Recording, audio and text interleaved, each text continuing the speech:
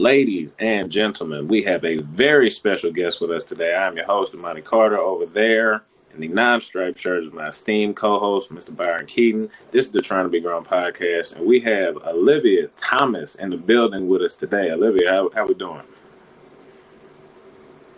Doing fantastic. Thanks, Imani. I'm excited to finally be on. Finally is the right word, because we've been trying to get you on here for a minute and you've been ducking us. So telling it like it is right here. I didn't get the invite for a minute first. You asked the invite and then took a year to get on the show, so I think you got us back for that pretty good. But anyways, wherever you're rocking with us, we appreciate you rocking with us. Apple Podcasts, Google Podcasts, Spotify, and of course YouTube.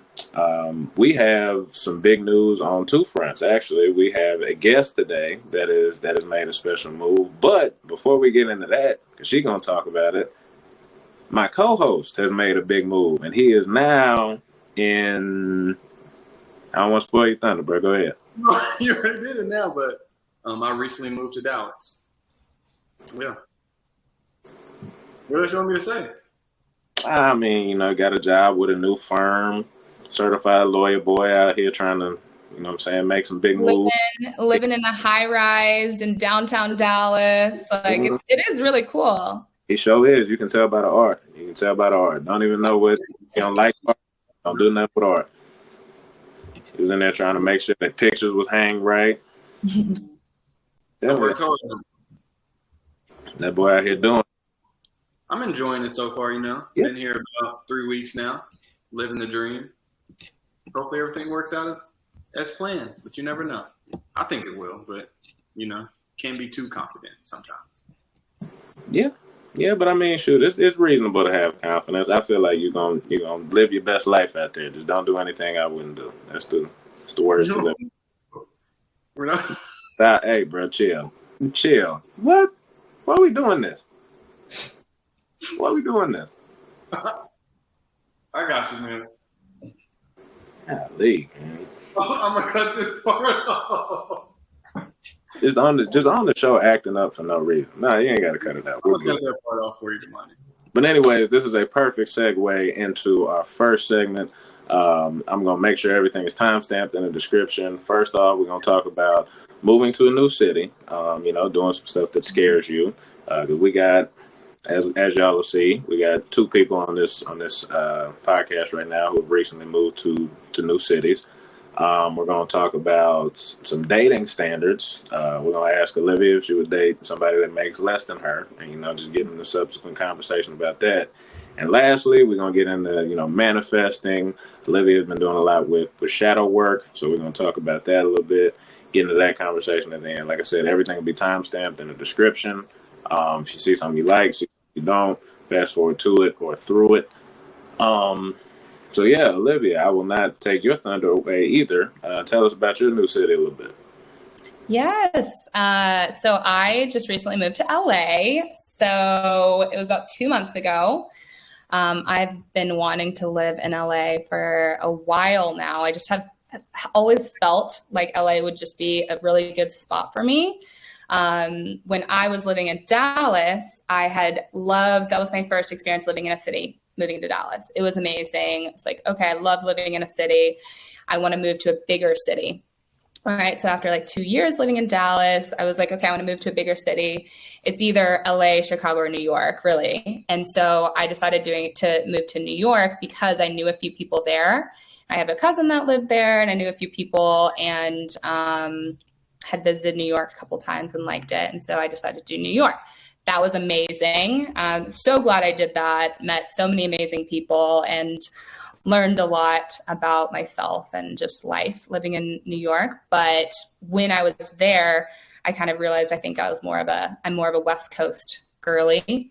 So it's a little bit more chill, a little bit more laid back pace than New York, but still a huge city, still has a lot of diversity. And then it also has some nature, which is nice. So I'm loving it. I was telling Byron before we got on of I'm obsessed with palm trees and I'm obsessed with warm weather. So it's just such a good combination for me.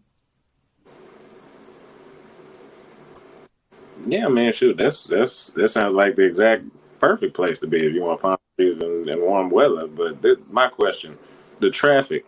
My auntie live out there. I know just from like what I've seen and what I've heard, traffic is insane. Like it is. Traffic is insane, but you kind of have to navigate the timing. Like you can't drive west in the morning and you can't drive east in the evening because of like the traffic routes or whatever. So you kind of have to navigate that. Yes, plan to be in traffic, but for me, I knew that was the case coming in. So I told myself I'm not going to complain about traffic. I'm just going to use it as a time to like call a friend or listen to a podcast or an audiobook or something. So it's like you can use that time productively. And as long as you just account for it, you know it's going to be there.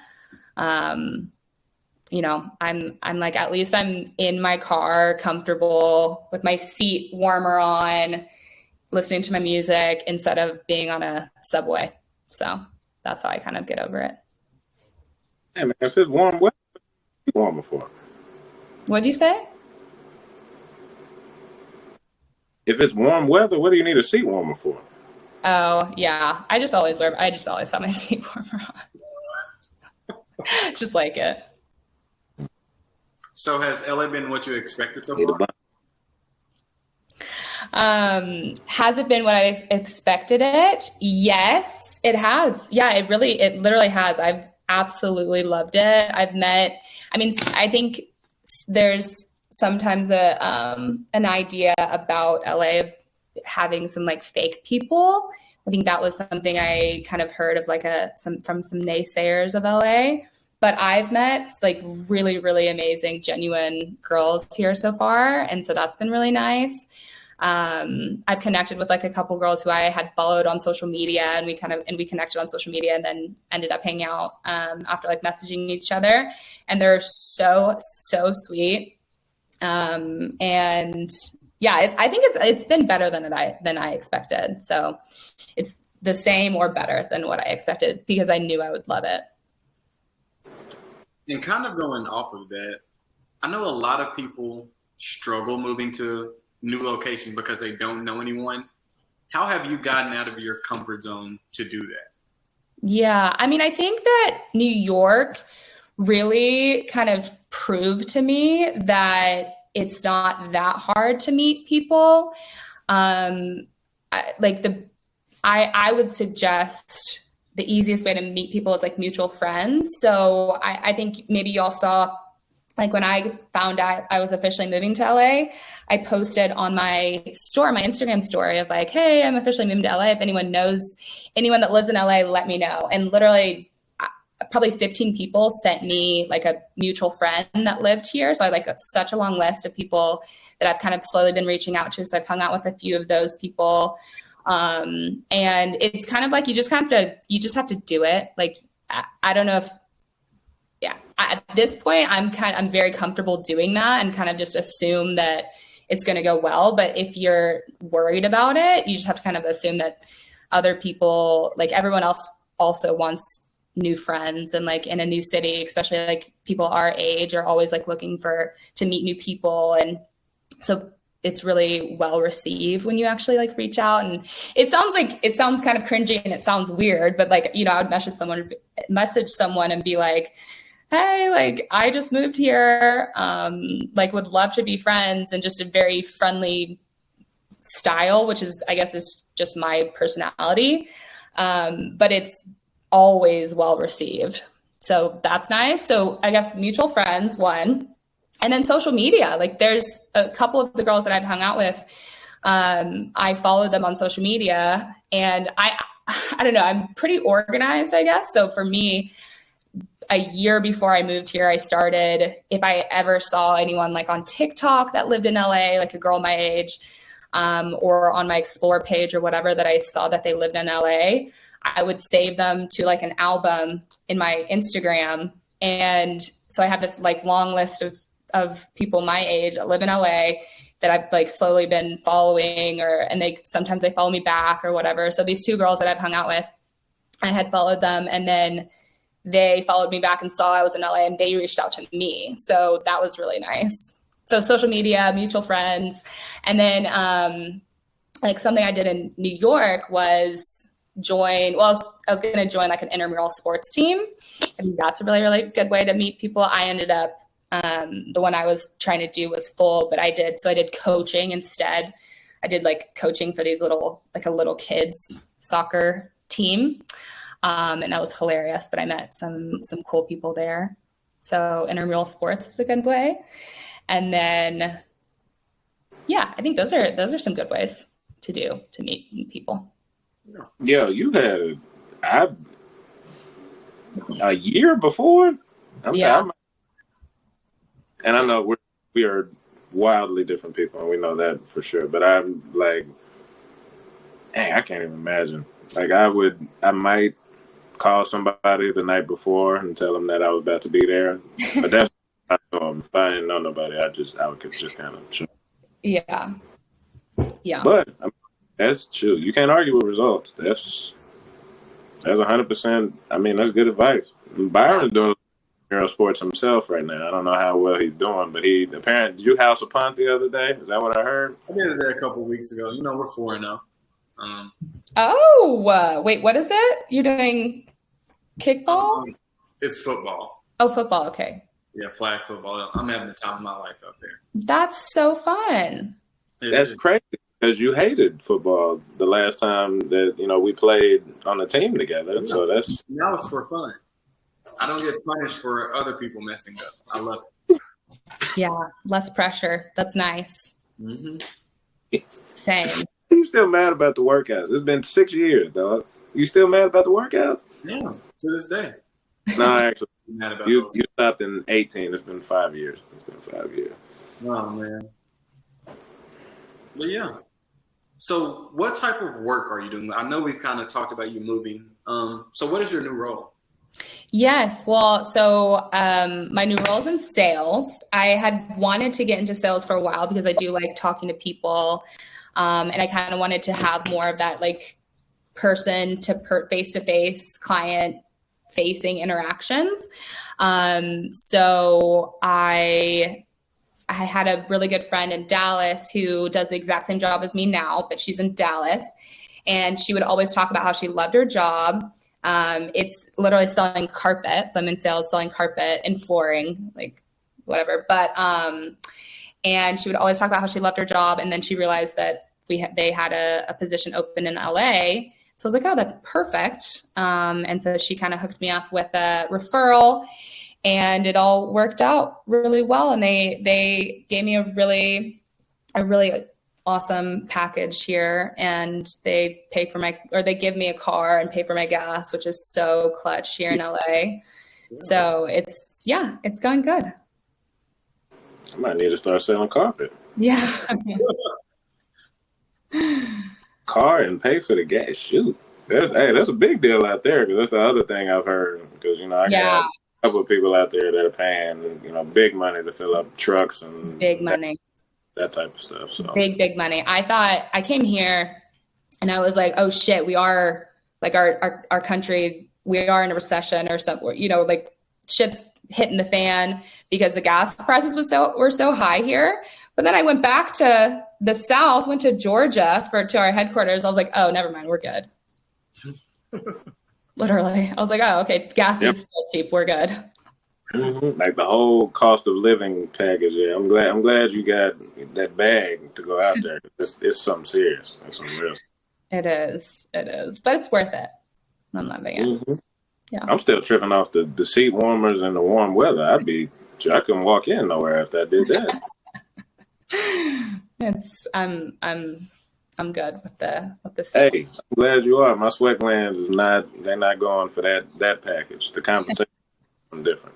But it ain't happening for me. Funny. So in your sales experience, right? And we've talked about, us being different people. I kind of have a job where I have to talk to people a lot as a coach. Do you think that your personality, like, is just well suited for the role that you're in? Yeah, I think so. I mean, I I love talking to people. I love talking about things that I'm passionate about. I wouldn't, necessarily say that I'm passionate about carpet per se, but I can see myself growing into this role and actually, helping people get the flooring solutions that they need and get these amazing carpet designs, like, cool. But talking to people is something that I do really like. And I think that I do have a personality that is one where people feel comfortable talking to me. And I think that's kind of a big part of being in sales. And so yes, to answer your question, I think, yes, but selling carpet is selling carpet, but talking with people and being in sales and like having that face-to-face interaction is something that I think fits my personality really well. I would agree with that. Definitely. I can never do it. I'm too much of an introvert. Dog, you're a lawyer.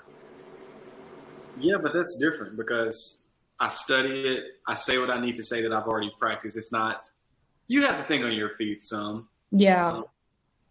It's not just a lot of conversations like that all the time, if that makes sense. Well, I say that. I feel like there's not too many professions that you can be a part of where being good talking to people is not like a significant advantage. Like not just like a small one, like a pretty significant advantage. So that, I guess that part kind of trivializes a bit of the question. But I think as a salesperson who's like quite literally got to sell themselves in addition to the product, I think, those people that, like Olivia, that, she's been able to talk to people since I've known her. Like those are the ones that I could see just, being ushered into that role and being perfect at it. It makes sense. It checks out. Yeah. We'll see. I've only been doing it for 2 months, so we'll see. Mm-hmm. And we talked a little bit before we got on about just doing things that scare you. And I'm generally an idiot, so I said like roller coasters. And you started to explain it to me as if it was a real question. And you know me for a long time, so I was surprised at that. But that's trivial. What about like this big move? And I guess the other previous move that you made, were those like scary decisions that you had to make for just the betterment of yourself or, kind of whatever you thought in terms of forward movement? Yeah. So the idea of kind of doing things that scare you, to quote someone else, I was listening to a podcast like with Will Smith, I think, and he was talking about how if you think back at everything in your life that you are really proud of, it probably happened like after you did something that scared you. And I was like, oh, that's such a good point. And I kind of started thinking about things that I have done in the past. And I started making a list of things that I called it my scaries list, and started making a list of like, okay, times where I did something that scared me and what was the result. And 9 out of 10 times do it after I did something that was scary, something really amazing followed it. And it's like, you kind of have to remind yourself that of like, okay, I've done scary stuff in the past and it turned out great. But, and to your point of like moving to New York, that was really scary for me. That was like, I knew a few people in New York, but that was definitely going out of my comfort zone of moving to a new city. Because even moving to Dallas, I had my best friend moving with me, like Fallon moved to Dallas with me. I was moving in with someone who I knew from high school. So it was like moving to Dallas was somewhat scary because it was leaving my hometown that I've been in for my whole life, whatever. And that ended up being amazing. But then New York was my first time of doing something that was actually really scary because I moved there and moved into like an Airbnb for a month because I was like, okay, I'll do that. And while I figure out my living situation, a roommate situation, and kind of was just going with blind faith of like hoping that it would work out. And it ended up working out amazing. So moving to New York was scary, ended up being amazing. Moving in with, I found like a roommate situation on an app. And that was kind of scary because I had only met one of the guys. It was like 2 guys and a girl. And I only met one of the guys, so I didn't know who the other roommates were. So it was kind of a little bit scary. Ended up moving in there, was so fun. So that was like just another big moment that was like kind of scary, getting out of my comfort zone, but ended up being like so fun and so amazing. And then there's a few more things that I've done in New York that were scary and just I think doing things that scare you help prove to yourself that you can do anything. And I think that sounds kind of cliche, but I think it is like showing your subconscious mind that like you believe in yourself and you believe that things will turn out well. It's like, okay, it's like jumping off a cliff and like, just, something's going to be there to catch you. So moving to LA was kind of scary, but at this point in my life, I have, and I think we'll probably touch on like manifesting and creating your own reality a little bit more. But at this point, I just am so confident that we all do create our reality and we can create literally anything that we want. So moving to LA wasn't so much like, it wasn't really even scary to me. It was kind of like, I know this is going to be amazing. But I think I got to that point from doing things that scared me in the past. And again, 9 out of 10 times it ends up being amazing. I love that. That's what's up. Yeah, you guys highly recommend doing things that scare you and making a list too, because like our brains kind of don't remember good things as much as bad things. So keeping like a list of things that like your little wins is really, really important. I do that and I look at it every day and I swear that has helped my self-confidence a lot.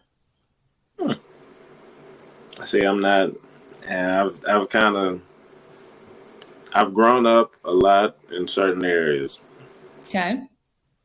I'm still not organized because there's like an optimal level of organization and I will find like the lowest level possible to get like the job done and I will exist like right over the top of it.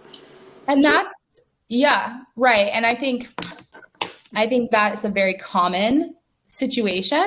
I guess my question is like, are you good? Are you good with your life and your trajectory, or are you wanting to like make it? And it could be great if you're like, I'm doing fantastic, I'm good, but like I feel like some things, and I'll touch on a few more, but like that, like constantly reminding yourself of your wins is something that could potentially help you like maybe raise up a little bit and could be beneficial. But if you're good with your life now, all good. So coming from someone who kind of mules themselves off of their losses, is that okay? Do you think it's okay? And if it's not okay, how does someone get away from that? 'Cause that's kind of what retweet that one. Yeah, I got the same. I focus more on like, okay, I came up short here, so this is what I have to do next, X, Y, and Z. I don't really see, because I don't know, like I don't see it as I'm supposed to do this or that's clearly the next progression. I just kind of, I guess it's overly critical of myself. Is how I see it. Yeah. Well, I think that is super common also, and probably, I guess probably with men and women, but there's always things that you can learn from your losses, right? There's always, you can improve and grow on your losses and things that maybe you did fuck up with or whatever, and that's great.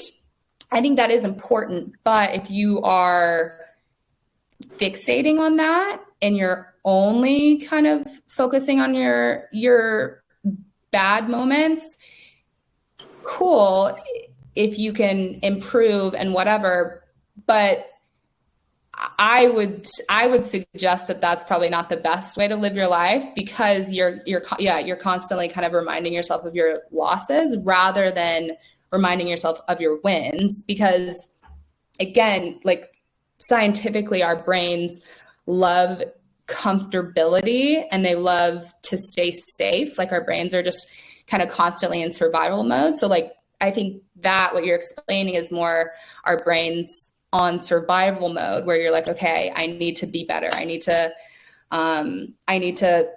literally live, right? Like our brains not growing up, but evolving. We're like, okay, I literally have to be in survival mode to survive. But now we're in this amazing world where we're not constantly under like threat of attack or threat of like not having enough food or whatever. So it's like our brains don't really have to be on survival mode anymore. Like you're a lawyer now and you just moved to Dallas. Like there's so many things about you that are so amazing that you could choose to focus on and that would help you grow even more. Like truly, like that's crazy that you're okay. I think you're joking, Damani, but truly, like that is really is amazing. So it's like you might as well do what you like need to do to make your brain know that you are amazing. And like that's something that I strongly recommend because I've been doing that myself. Like I would say I was kind of hard on myself for a long time. And then I have my little hype me up note now where I write down my little wins and I write down things that I love about myself or like things that people have said to me that made me happy. And I would never like think about those things normally. But since I look at my note very often, I'm like constantly reminded of that. And it's just like helped me to gain confidence. It's helped me to level up my life and like level up myself. So did that answer your question? It did. Yeah, definitely. Okay. So yes, keep doing that a little bit, but also look at your wins and like you have to convince yourself that you are amazing, but you are. So it's like it's not have to try that hard, but yeah. Just the part of me that knows I can't. There was too much Byron praise for me when you said he was amazing. So that was kind of a gut reaction. That's my bad as the host. That was a little bit. I like Damani, my biggest hater. And Damani, you are amazing too. You are amazing too. You're very. No, you really are. And you're very, I would say like you're someone that people really, really respect your opinion. Really? Like, I would think that, like, I think that, you command like you command people's respect and sometimes it's a little sarcastic, but no matter what, people do really respect you. And yeah. Sarcastic. You're really smart. Like, we really are. Like, I think, I don't know what it is, Damani, you can maybe touch on this, but I feel like a lot of people in our high school were really awesome. And so we have this like diluted sense of like, oh, everyone in the world is awesome. But I think the people on this call and like most of our friends are just really, really awesome people and successful people and like at least somewhat like quote unquote normal. And there's a lot of like not so normal people out there. Mm-hmm. Well, I told you what I think of my friends before we got on this call. So. No, but they are great. Like I think anyone in our circles, I would say, is like are really awesome people, and at least they're really caring and nice people, like mostly. True. Olivia, you are far too kind. You have told both of us that we are amazing and just smooth. Didn't even that's well, yeah. I mean, you are truly. So you should at least. I mean, it's the truth, so you should believe it too. It's just something that I preach. Okay. And I just on your recommendation, I'm gonna try to do a better job because I'm like Byron. I'm way more fueled by my losses. I look at it and say, all right, are you just even as a coach? I mean, you're not saving yet, so you better watch this clinic. You better make sure that all your drill tape is impeccable. You better make sure that when you watch film, that you're watching it harder and grading harder and making sure that you're seeing stuff that nobody else is seeing because you're not him yet. Yeah. And that's the same attitude I took towards my athletic career. The same thing that, like, really, really, in terms of stuff that I care about, that's what fueled me, like, every area of my life. Yeah. What you're talking about in terms of just the psychological effect of constantly putting your brain in all right, just keep pushing because you don't have it. You're not there. So I do that. Yeah. And I mean, I can only talk from my experience, but from my experience, forcing myself to believe that I am amazing has made me more amazing. Like my life, I can tell my life is going in like a much steeper upward trajectory after like convincing myself that I am amazing. So it's like, I promise that your life is not going to just like I promise you're not going to start to like drag or like slack off. I think you will continue to grow and like evolve and get even better and better, even if you think that you are amazing. So what you're telling me is, if I think I'm amazing, the company will pay for my gas when I'm on the 401? I haven't learned the numbers here yet, but literally. Oh, no, that's not it. It's the 401, I think. Is it? I don't know. On the 401? No, literally. Yes, because and we're going to touch on manifesting, but and that actually goes very well into manifesting, because manifesting is kind of realizing that you can get whatever you want, but it's kind of realizing that the universe or God or whatever you want to call it gives you what you think that you deserve. Like, as again, from personal experiences, I have like raised my self-concept, as a way to call it, or self-confidence, or just like the way that I view myself, of like what I deserve and like what I'm worthy of, that has come into my life. Like, and it's not necessarily me working harder. It's just my beliefs about myself have gotten better, and that literally is reflected in my reality. So, but yeah, I can only talk from personal experience, but yes. Well, she has dropped more than enough knowledge on us for one thing. This is more than me and you doing probably 5 episodes. Shoot. It'd be hard to match. But I'm gonna remember, we are transitioning now to a great topic that I remember off the top of my head, and we're talking about dating. Yes. Yeah. I was about to say. See, now people gonna think I actually forgot. I did for a minute, but I got it back.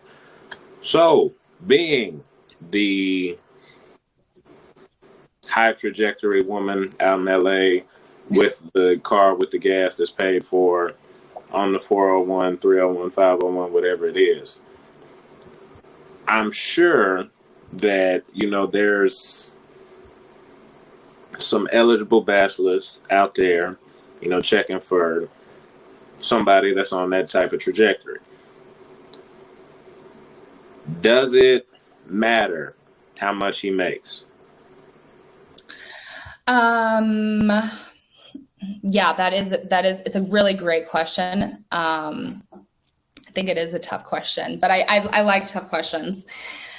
I think that it really, really just depends on the girl, right? Like, I think actually I know that for a fact, because I have a friend, the friend that I mentioned, we have the same job, and she recognizes that she makes more than me, but she recognizes that she makes a lot of money, and she is like, knows that most guys our age are not going to be making that much money.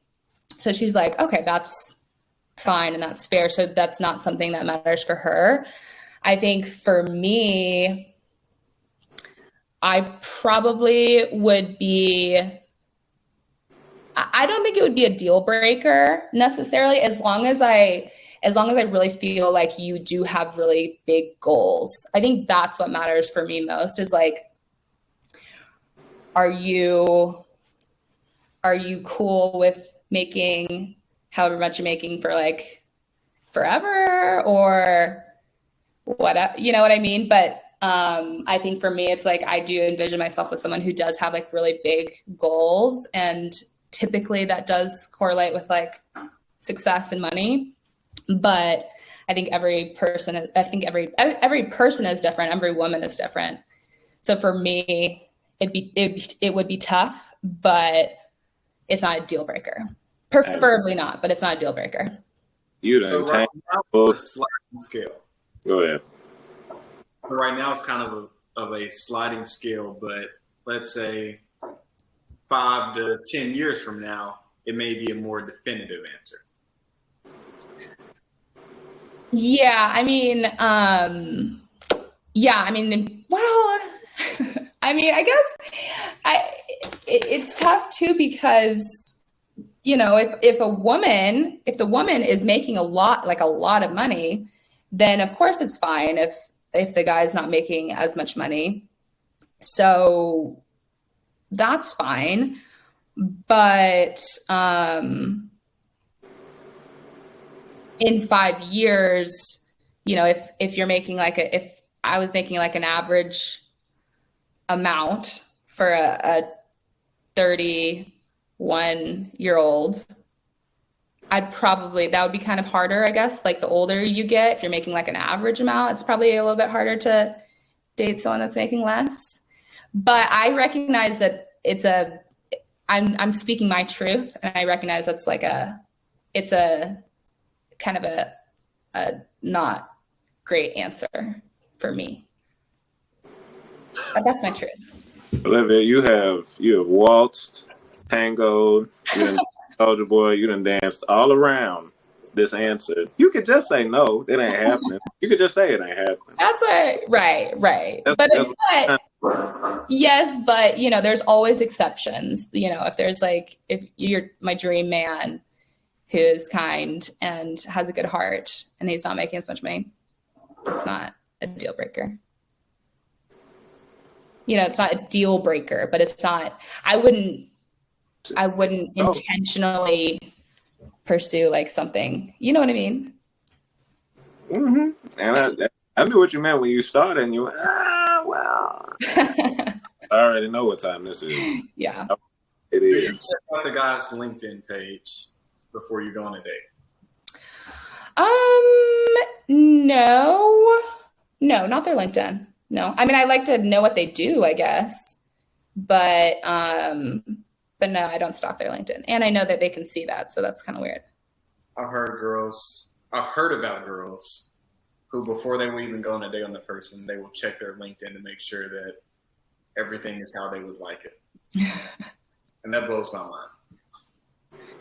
Well, I mean, you can't get that much information from a LinkedIn. So just making sure they have a job, like, that kind of makes sense.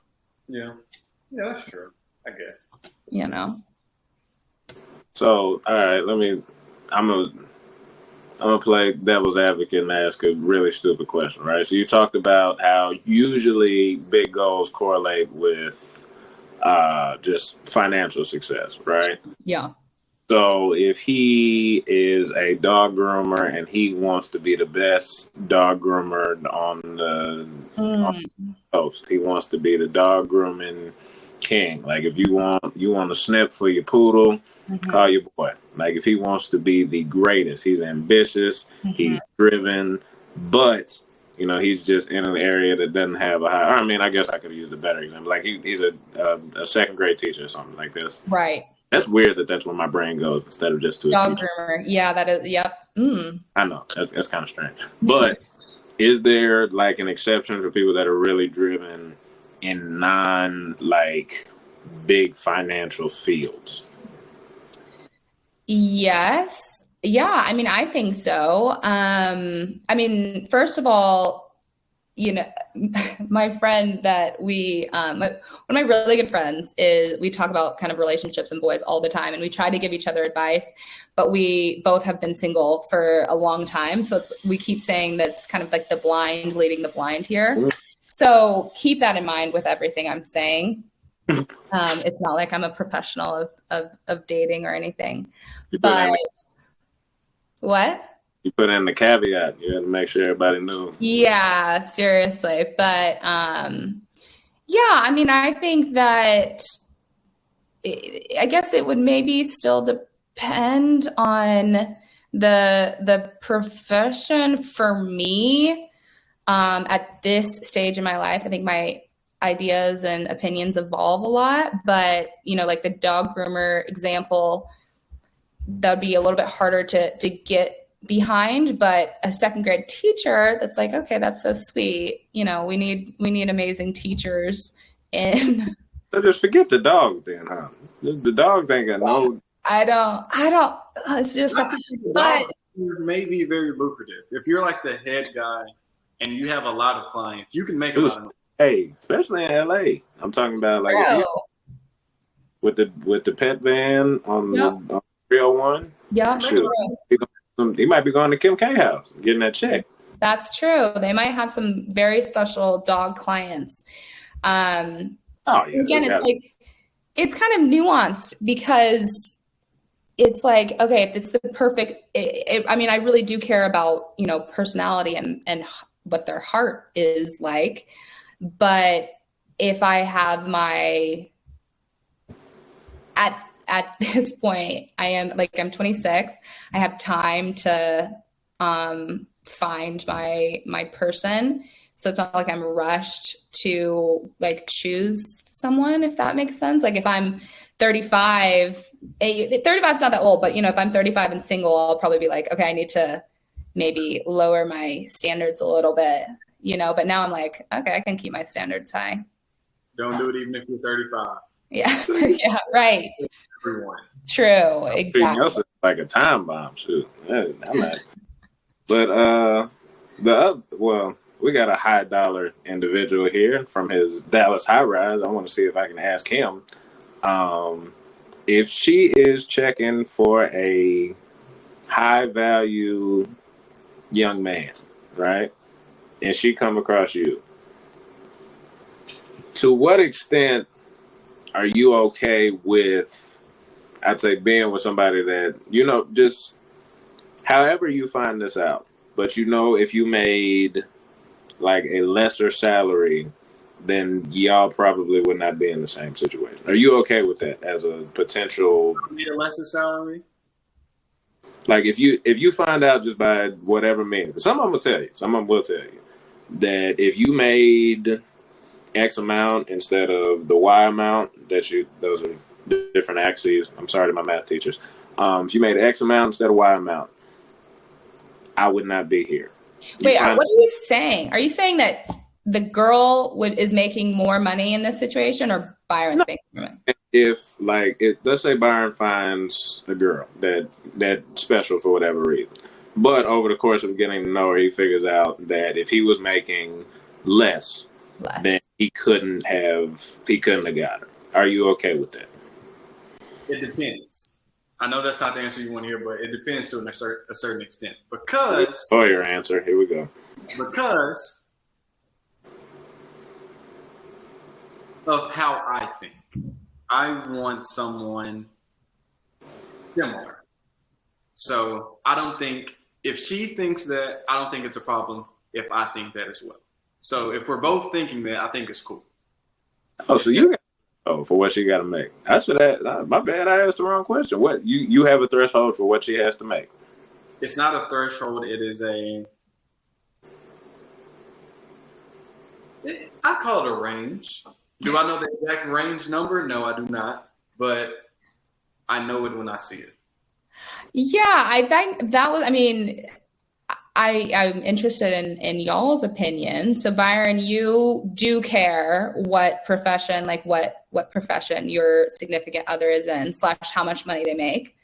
98% yes. Yeah. Okay. And so in Damani, you don't care, or okay? Not at all. Yeah, because I thought, from my understanding, most guys didn't really care, but maybe would be the only thing that they would potentially care about and feel a little bit weird about is if she was maybe like a lot more successful or was making a lot more money.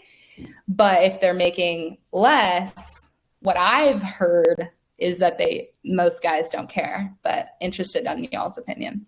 Okay, Olivia, I'm gonna see if I can give you a rundown. All right, so we talked about this on another episode. We talked about if she makes more than you, is it okay? Okay. Right. So, me being the hard-headed individual I am, you know me. I said it's okay, but we half in everything, and we live within my means, not yours. You can live within your means, but this car, my car, the crib, what we living like, that's gonna be better. You know, you can half it, but that's as far as we go. So that's where I was on it. That's a great point.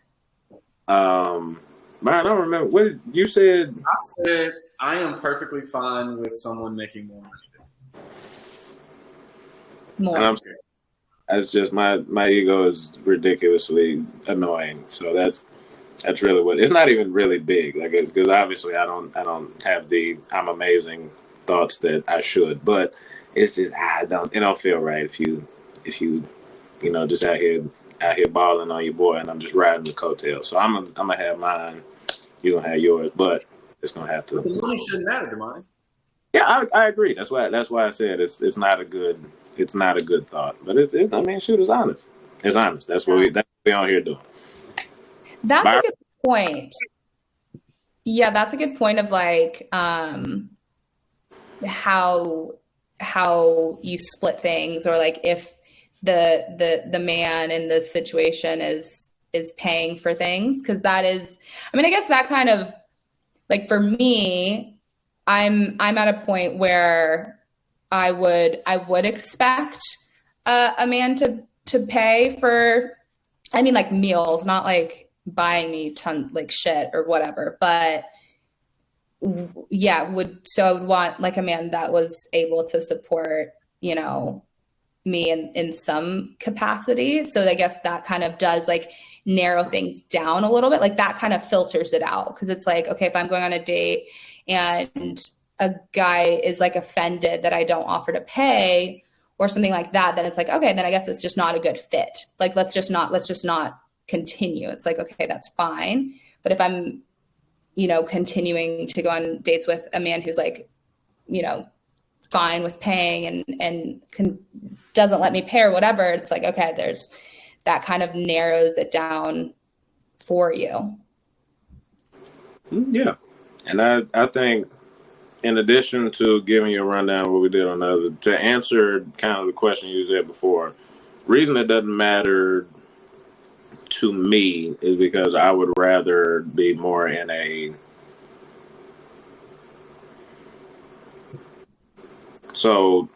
provider is definitely not the right word. Breadwinner feels a little bit too 1950s. But I would rather be in a position where like he wants to control the house. No. That's not at all what it is. I promise you it's not. Provider, like I don't think I like that word. Damon, you said that you want to be able to pay for everything just in case things go left and you can still have the place. No, but no. I gave that as an example. But from what she was saying, I started thinking about this. Think about it this way, all right? She make more than you. Y'all get to argue, and you say you don't like something. But you like that Jag outside? Let me get them keys. It's over with. See, but it shouldn't be like that if you're in a real relationship. Box to the left, and I'm getting gone. But like, it could be reversed in a situation like that, anyways. I know, but I'm not gonna do that. If somebody do that to me, I'm immediately in the irreplaceable video with the box. You know what I'm saying? It's just not for you. Not happening to me. And like I said, that ego maniacal, probably a little bit, but yeah. Like I said, I'm on here being honest. One of us is. No, I'm being honest too. No. I'm not talking about you. I'm talking about the gentleman with the slight smirk off to. What have I not been honest about? I swear. We're not gonna get into that. We don't have. We've done 50 some odd episodes, and you done been dishonest a bunch of times. I done failed algebra, English. I'm killing it right now. I'm doing great. I told you how I felt about I just feel that I don't think it should be 50-50. However, I feel that like we both should be able to spoil each other, if that makes sense. Yeah, I feel like it shouldn't just be one side. It's like one person's chasing the other the whole entire time. I feel like there should be give and take in all relationships. Is how I feel. So that's why I kind of want someone near. 100%. And I think, like, with me, if you're providing what I feel is beneficial, then I don't care if it's, I'm not quite, don't take this literally, but if it's 100-0 on the financial side and there's just a bunch of other areas where, like, you are just knocking it out the park, cool. Like, I'm fine with that. Like, the financial is something that, like, I am very comfortable taking care of. Like, if I was, like, just getting to Olivia's scenario, like, if I was on a date and somebody offered to, like, pay the other half, I would be, like, okay with it, but I'd initially protest and be like, no, I got it, that's fine. Because that's just kind of an attribute of who I am. Like, that's really how I would prefer to be. Yeah. But like I said, at the same time, I understand that, like, one, everybody's not like that.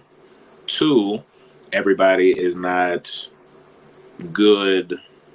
Well, not like good, but I'm saying, like, that's not everybody's ideal relationship. The other side. Yeah. That's different strokes for different folks. That's all it is. Yeah. It is. There's a lot of, like, personal choices in especially financial situations and relationships. But I think there's a perfect match for everyone. So everyone can have their preferences and it'll all work out. Mm-hmm. Mine doesn't believe that, though. He doesn't believe in the one. Who doesn't believe in the one? Damani. Oh, you don't? Look, there's 7 billion people on this earth. There are actually more than 7 billion people on this earth. You telling me that of the shit? Let's be generous and say you meet a million. You mean a million. You somehow. No, I agree. I think there's multiple soulmates for different people. The moment that you just look, you have to decide on your one. And obviously, they got to have the right attributes. You got to decide on your one, and you got to go all in on that one. I think that's a better perspective, because if you just think, oh, no, there's somebody out there for me, then you're just going to think the universe is going to take care of everything, and you're just going to lay back. No, you got to love you. You got to actively put the love, the care, the time, all that into yours, and that's what makes the thing special. It's not just that, y'all were match made and whatever. That's the way I look at it. Oh, I 1000% agree. Yeah, no, I agree with you then, Damani. Yes. I don't think that there's one, like, only one person that you're with. But that's interesting that you're talking about going all in on one person, because do you think that you do that, Damani? Hey, man, let's go. Why we got it? All right. We're going to attack my views on everything today. Is this what we doing? Because I don't really know the situation. We can cut this out. We're leaving it in. Look, the way that I look at it, right, in terms of, because now we're getting to the marriage conversation. We're talking about a whole bunch of stuff today.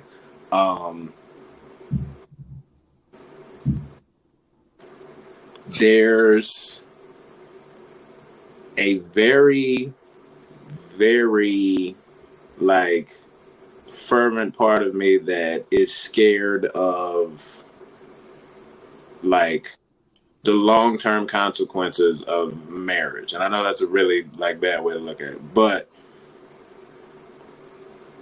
at the same time, I understand. Well, let's get into the statistics first, right? I'm gonna support my point, and then I'm gonna give you some. A lot of marriages end in divorce, right or wrong. Right. So, though some people get into it for the wrong reasons, some people get into it for the right reasons, and it just don't work out, right? And I'm not saying that's the end of the world, but what about me and my non-perfect? Like you just saw me mess up algebra, English. Like I wouldn't even be a great eighth grader today. So what about me and my brain knows like this is the right direction for us, and we're going to be like this is going to work like perfectly for forever in perpetuity.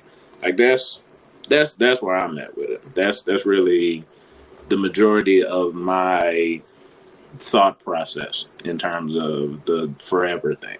Yeah. But in terms of the being all in on your person, 100%. 100%. Yeah. No, I understand that. It's fair. It is scary. Like the thought of committing to one person, and then I mean everyone does like grow and change and evolve. So I think that's what's kind of scary of like, okay, you can really, really love someone right now, but then, 10 years from now, is it going to be like detrimental to us to like try to stay together? Mm-hmm. If we're so different, but yeah, no, I mean, I get it. It's scary. We were just talking about earlier today how we're not supposed to worry about potential failures. Right. Yeah, it's a good point. I mean, that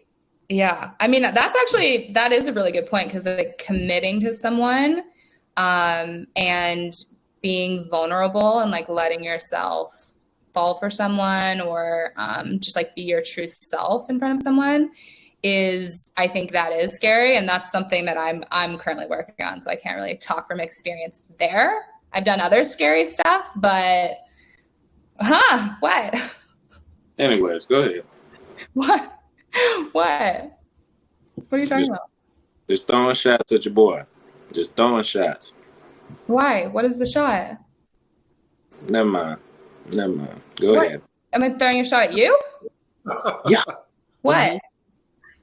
What you was do. I? You made me explain.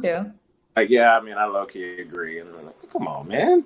Oh, I see. No, but I'm not. I can't. Okay, no, that's a good point. She's in a different situation. Yeah, it's very different. Very, very different situation. I mean, that's true. Fair point. Yeah. Fair point. If anything, I was in your situation in the past and didn't like I maybe made some mistakes of like not being vulnerable and not like allowing myself to be all in, I guess. And that I think I learned from that. Well, that's a positive note, because I kind of put a damper on the whole situation with my ill views on marriage. So we'll go ahead and call that a good close to that one. Yeah. Wrap that up nicely. Mm-hmm. Something a little bit more positive. Something that is very, very important to you, as we have seen recently, that I don't do much of. So I'm going to make sure that we give you as much of the floor as possible, because I'm probably not going to have much intelligent things to say about this, which, I mean, that implies that I have intelligent things to say about other things. So, manifesting and shadow work. All right. Yeah. Those are two terms that have been big for you. Just tell us a little bit about how those have had an impact on you and your recent life moves. First, yes. Wait, before you start, tell everyone what those are. Yes, of course. Yeah, right. So I think we kind of touched on it already, but I think a lot of people know what manifesting is, right? I mean, manifesting is basically bringing, what you're wanting into your reality and being really intentional with holding a vision for something and making, taking aligned action and in the universe kind of moving things into place. Can I apologize? I thought we were talking about the show with the plane in it. Funny. A little bit different. Yeah, a little bit different. Thanks to money. Thanks for clarifying, though. Good question. Thank you. I told you it wasn't going to be intelligent. All right, here we go. My bad. Go ahead. So, yeah, I mean, I think most people know what manifesting is, but I think shadow work is something that maybe not as many people know what that is. So I'd love to dive deeper on that. But so shadow work definitely ties into manifesting, because shadow work is essentially looking within you and finding your shadow self, like the parts of you that you don't like to see, you don't like to show, like the parts of yourself that you have tried to keep hidden, right? So the parts maybe that you're ashamed of or embarrassed about, or it's just it's like your shadow. Okay. Shadow work is usually how I've done it is journal prompts. So you can do this like all by yourself. Grab a journal. I have a bunch of prompts that I like, I can share, but you can Google shadow work prompts and just kind of find some that resonate with you. But they're usually journal prompts that you kind of write down in your journal, and then really take the time to, like, I kind of carve out like 30 minutes to an hour to do one prompt, because you really need to be super honest with yourself. Like, write like no one is ever going to read it, right? Just be completely honest, write everything that's coming up.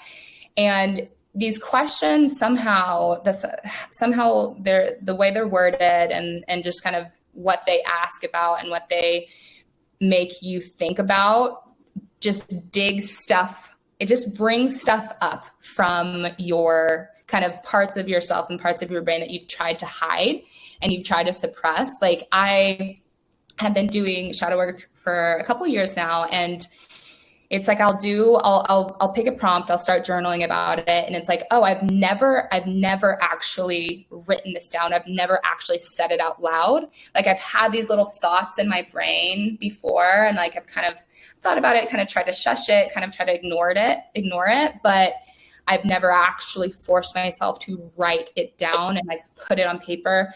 And there's just something so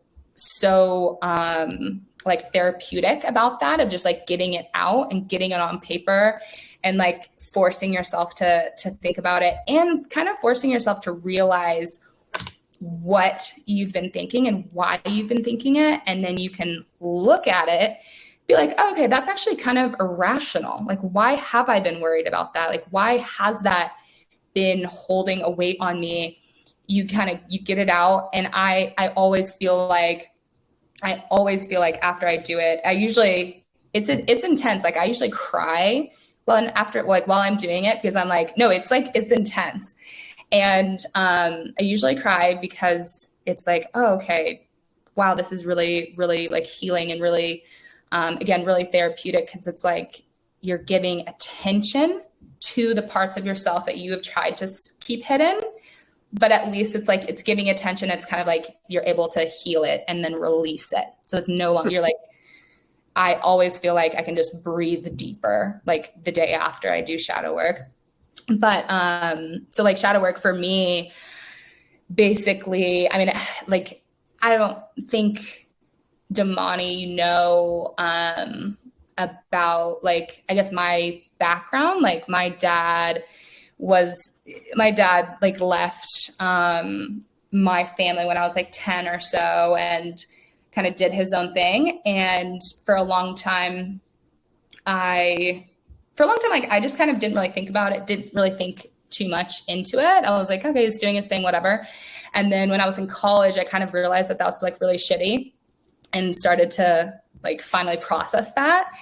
And then so kind of had some anger towards my dad. And then shadow work, I swear it was shadow work that kind of helped me realize that, like, oh, everyone is actually doing the best that they can. And like, my dad was doing the best that he could. Like, he wasn't, I don't think he was like someone that's just destined to be like a a parent really, or just like a supportive parent. And that's him.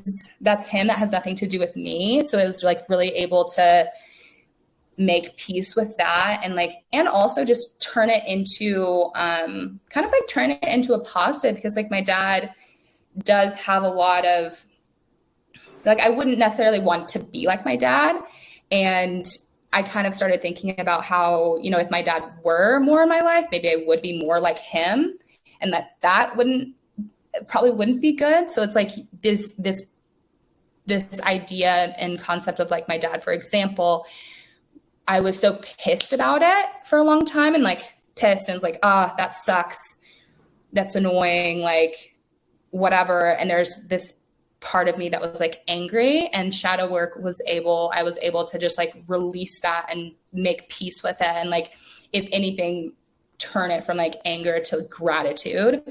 And I think that kind of sounds crazy, but it's like, being grateful for a situation is such a better feeling than being angry and like resentful for something, And then, and I mean, even like I grew up really poor, and there was a few parts of like my childhood that I literally did not tell anyone. It's not even that crazy, but for some reason I was like held so much like shame around it, and like embarrassment, because I think a lot of, not because of this, but like I grew up in a community and like a lot of friends that had very like normal traditional families and lives, and like my life didn't really look like that.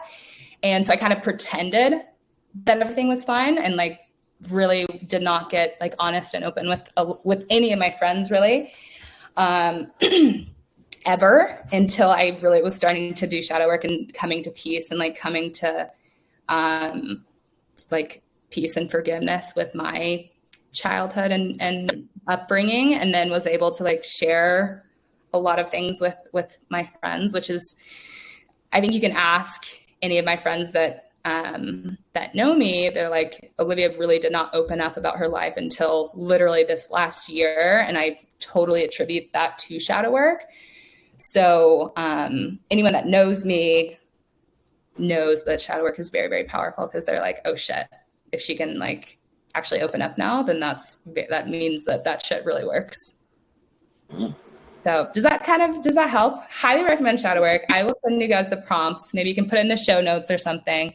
But I think try to, like a good way to start would be just trying to do a journal prompt like once a week or so, and just test it out. Like I've been telling my parents to do it. My mom's like a very emotional person, and she's like, she recognizes it's very, very useful, but she starts crying like immediately, because it's just like there's something about the questions that make you really, really like dig deep into your subconscious mind, or something that makes you think about things really differently, and then release it, and then you feel better. And then that goes back to creating a better life for yourself, because you're getting rid of these parts of yourself that you used to be like embarrassed about or held shame around, and you're releasing that. And that just like makes your whole life better, your whole mental state better. And there's this thing called like the Hawkins emotional scale. And it's kind of like all of these emotions that humans typically feel.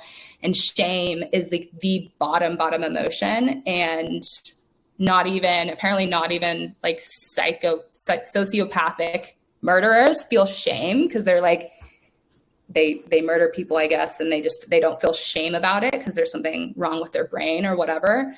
But people, like everyday people, hold shame a lot of times in their mind or in their body or whatever about things that we really shouldn't feel shame about. Like we definitely shouldn't feel shame about.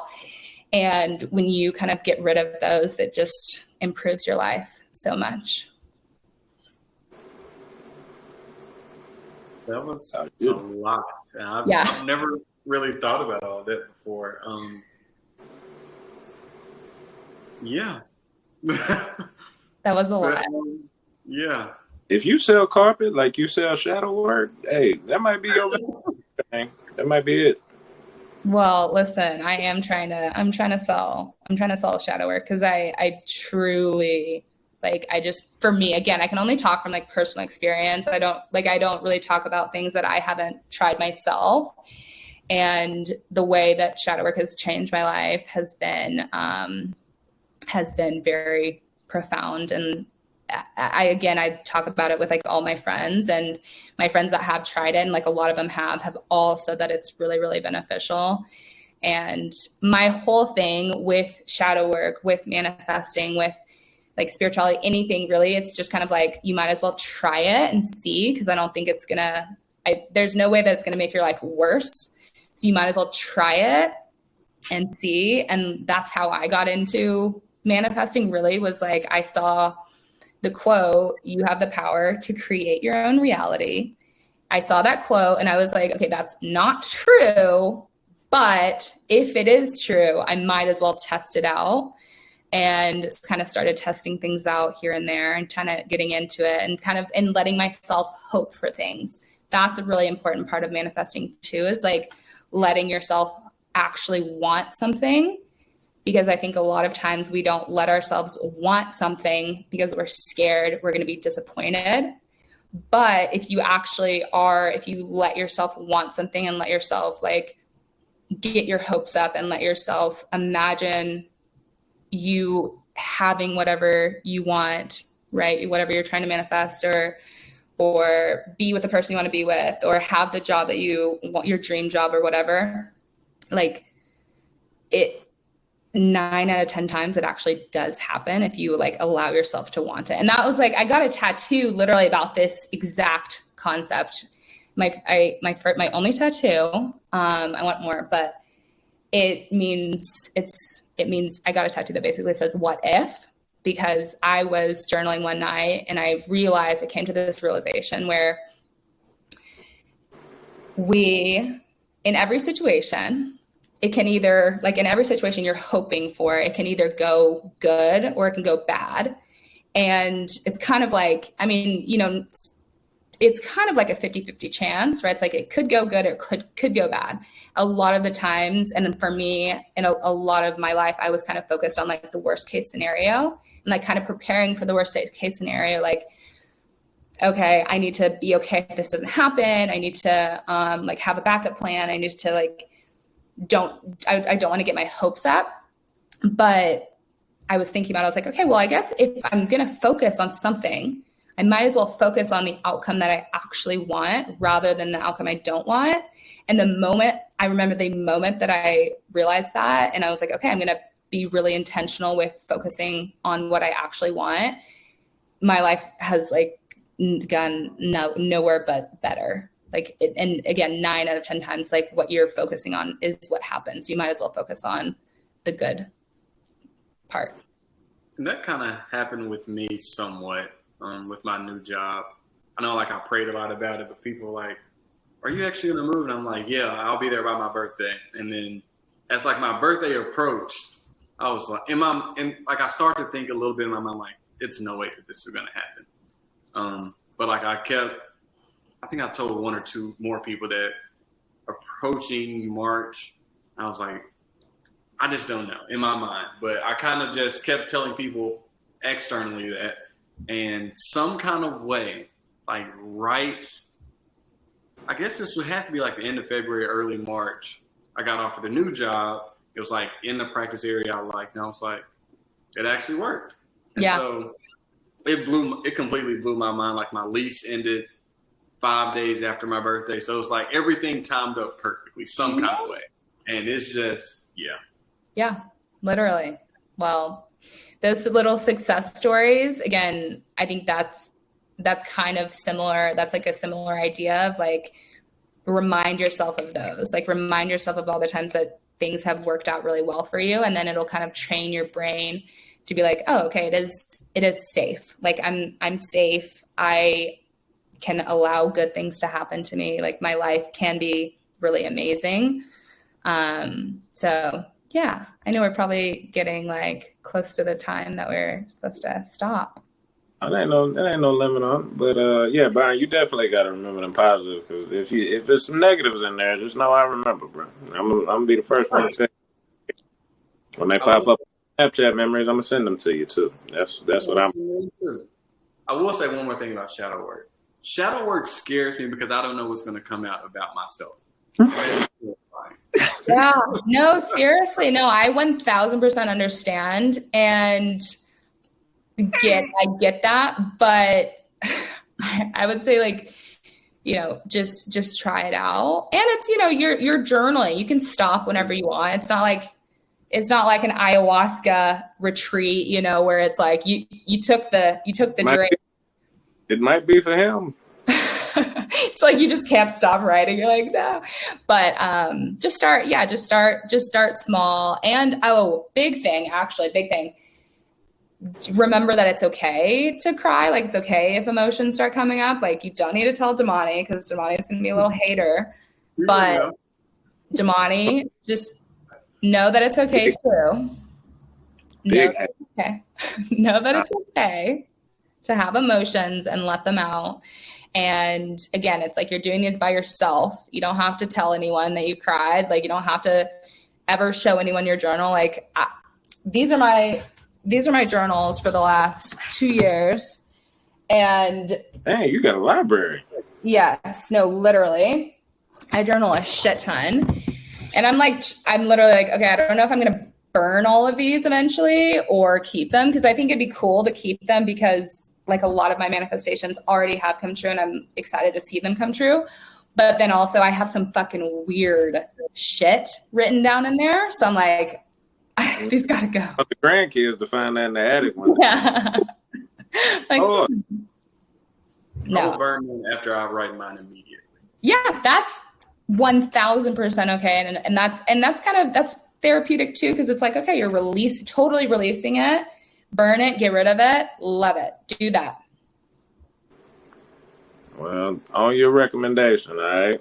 I'm gonna let the viewers know. Me and the one over there, we both gonna try it. Neither one of us cried, all right? So don't ask. Just know, neither one of us cried. We did it, but we did it hard. We did it. Love it. And that's okay too. No matter what. All good. Close the show out, bro. Maybe we have been on here too long, because I done pulled to you. Man. Hilarious. Well, thanks for indulging me in talking about it and asking questions. Was very. I literally loved talking about this stuff. I don't think I'm like, once I've drank the Kool-Aid, so I don't think I'm ever gonna stop talking about it. So if I end up backpacking through Mexico this summer after I find myself, let's blame Olivia as a collective. Listen, we can go. I want to go on an ayahuasca retreat because. See, I'm talking about the backpacking. You went straight to the drugs with your crazy. See, this is why we can't give people nice stuff. Hilarious. Well, Miss Olivia, we very much appreciate your time. We like we said, we've been trying to get you on here for a while, so you did not disappoint by any stretch of the imagination. Still don't think Byron's all that amazing, but we appreciate you coming out. We appreciate y'all. Leave a like, leave a comment, make sure you subscribe so you don't miss anything. Byron, you got anything else for people? That's all. We really appreciate you, Olivia. Yeah, thank you guys. I'm really proud of y'all for continuing to make this podcast and inspiring people. And yeah, I think you guys you already are changing people's lives. Like, you never really know how you're changing people's lives. And I think there's a lot of room for even more influence and inspiration in the future too. So it's very exciting. You are still far too kind. I got to say that again. We appreciate you. Our guy Show Thief is playing us out. New album coming out soon. Make sure you don't miss it. We're going to have him on the show as well. But we are out of here. Peace. When that pressure get applied, is you gon' pass it, you gon' shoot, I stood tall. When you make it through the struggle and the pain, do you get your umbrella off the chance that it might rain? I stood tall. Ooh, I stood tall. Ooh.